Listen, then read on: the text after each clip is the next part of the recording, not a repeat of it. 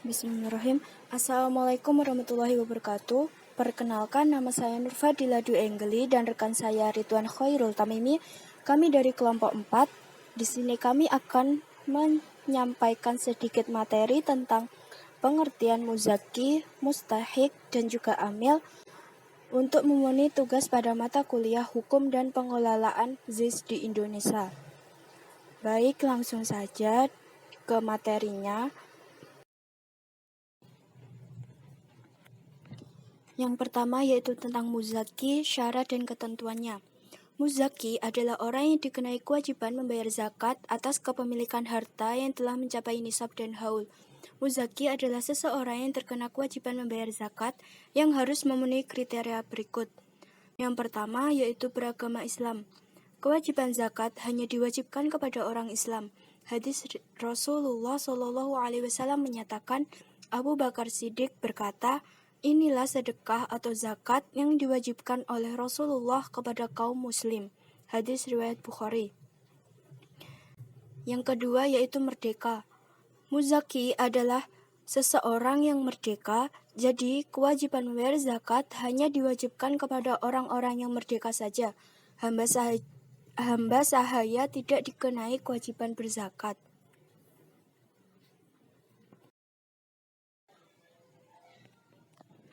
Yang ketiga yaitu dimiliki secara sempurna. Muzaki adalah seorang muslim yang memiliki harta.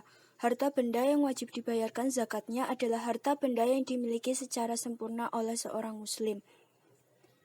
Yang keempat, mencapai nisab. Seorang muslim wajib membayar zakat jika harta yang dimilikinya telah mencapai nisab. Nisab zakat harta itu sendiri berbeda-beda, tergantung jenis harta bendanya.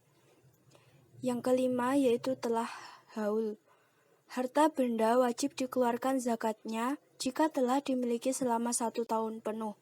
Hadis Rasulullah menyatakan, Abdullah ibnu Umar berkata, Rasulullah SAW bersabda, tidak ada zakat pada harta seseorang yang belum sampai 1 tahun dimilikinya.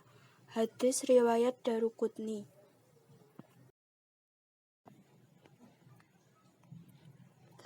Selanjutnya yaitu tentang mustahik, syarat dan ketentuannya. Kelompok yang berhak menerima zakat itu disebut mustahik, sedangkan kelompok wajib zakat disebut muzaki. Golongan penerima zakat tidaklah sembarangan.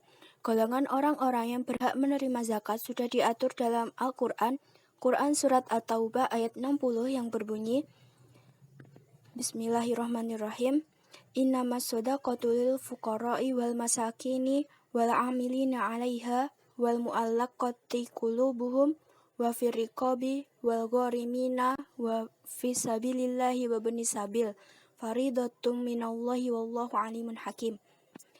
Yang artinya, sesungguhnya zakat-zakat itu hanyalah untuk orang-orang fakir, orang-orang miskin, pengurus-pengurus zakat, para mu'alaf yang dibujuk hatinya, untuk memerdekakan budak, orang-orang yang berutang, untuk jalan Allah dan untuk mereka yang sedang dalam perjalanan, sebagai suatu ketetapan yang diwajibkan Allah, dan Allah Maha Mengetahui lagi Maha Bijaksana.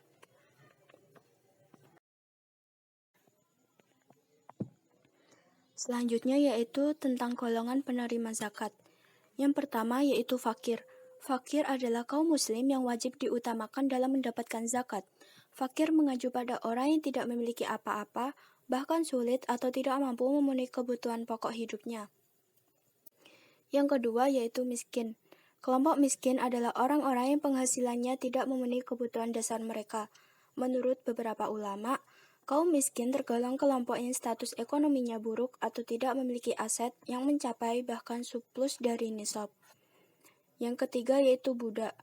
Zakat dapat dialokasikan untuk membantu umat Islam membebaskan diri dari perbudakan. Banyak orang yang tinggal di negara miskin menderita perbudakan ekonomi di tangan tuan tanah maupun perusahaan yang mengeksploitasi sumber daya alam dan manusia.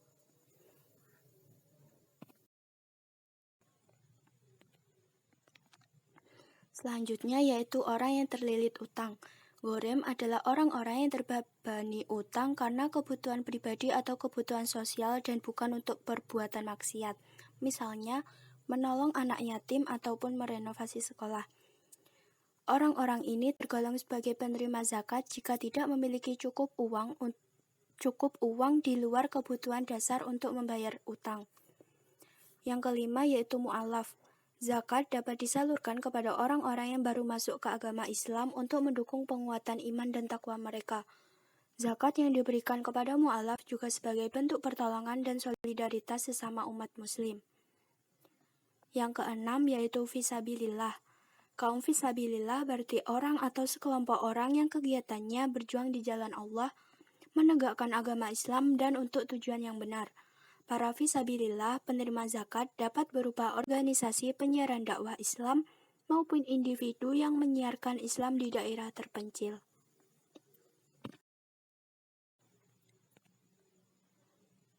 Yang ketujuh yaitu musafir. Seorang musafir mengacu pada orang yang meninggalkan rumahnya untuk tujuan tertentu yang sah, namun tidak memiliki cukup uang untuk kembali ke rumah ataupun meneruskan perjalanannya. Musafir dalam konteks saat ini juga dapat diartikan sebagai pengungsi. Yang kedelapan yaitu amil zakat. Petugas yang mengumpulkan, mengelola, menjaga, dan membagikan zakat juga berhak mendapatkan zakat.